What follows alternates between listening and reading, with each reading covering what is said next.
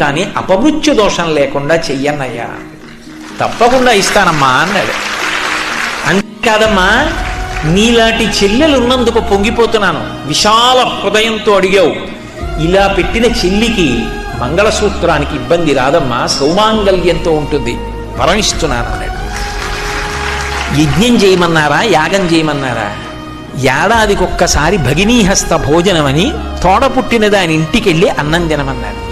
ఆ తిథి జ్ఞాపకం పెట్టుకొని ప్రేమగా వాళ్ళు పిలవాలి. ఆ తిథి జ్ఞాపకం పెట్టుకుని తప్పకుండా అక్క చెల్లెల ఇంటికి వెళ్ళాలి. అది లేని నాడు మీరెంతమంది అండి అంటే, నాకు అక్క ఉంది, నాకు చెల్లుంది అని చెప్పుకుని మాత్రం ఉపయోగం ఏముంటుంది? ఒక్కసారి ఆ పిలుపు రావాలి, దానికోసమే వెళ్ళాలి, ఆ ప్రేమతోనే పెట్టాలి, ఆ ప్రేమతో తిని రావాలి. ఆ అనుబంధాలు మిగిలిన ప్రాణులకు లేవు.